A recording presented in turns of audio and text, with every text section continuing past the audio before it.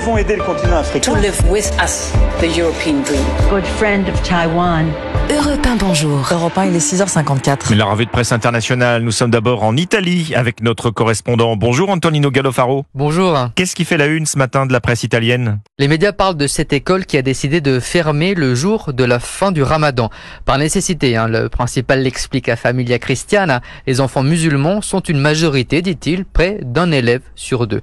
Bien sûr, la droite au pouvoir s'insurge. C'est une décision préoccupante, affirme l'élu de la Ligue, Silvia Sardone, comme le rapporte l'agence de presse ANSA.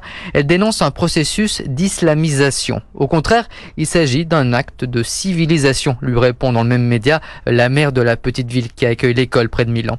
Une autre voix, inattendue, vient en aide à l'Institut, celle de l'Église italienne. C'est le quotidien des évêques à venir et qui s'en fait le porte-parole. Le respect du fait religieux est quelque chose de positif, affirme Monseigneur Batouri. Nous sommes maintenant en Turquie avec vous, Jeanne Jolo. Vous êtes à Istanbul pour Europe 1. Alors de quoi parlent les journaux turcs ? De l'interdiction du Parti des travailleurs du Kurdistan, le PKK, par l'Irak. Avec cette décision, Bagdad s'engage à mettre fin à toute activité de l'organisation et à empêcher toute action à des fins financières et de propagande. Une demande répétée des autorités turques qui considèrent l'organisation comme terroriste, rappelle la BBC Turquie. D'après la chaîne TRT, l'armée turque avait intensifié ses attaques dans le nord de l'Irak où se trouvent de nombreuses bases de l'organisation. Et cela après la mort de 21 soldats turcs lors d'attaques du PKK en décembre et janvier dernier.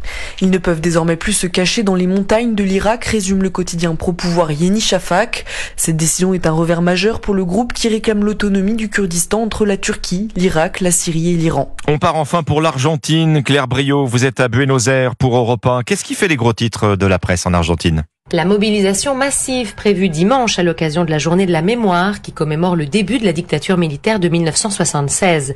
Le journal Infobae affirme que la gauche, organisme des droits de l'homme et syndicats, prépare une manifestation pour dénoncer le négationnisme du président Milei et les licenciements au ministère des droits de l'homme. Le journal de gauche, Página 12, qualifie, lui, la manifestation attendue d'historique contre le gouvernement, dont évoque le quotidien « Les politiques économiques et sociales sont similaires à celles menées après le coup d'État de 76. Enfin, le journal Ambito affirme que la présidence prépare sa version de l'histoire officielle. Le quotidien annonce la diffusion d'une vidéo du gouvernement revendiquant le rôle des militaires et niant le chiffre des 30 000 disparus lors de la dictature. Merci Claire Brio, c'était la revue de presse internationale sur Europe 1.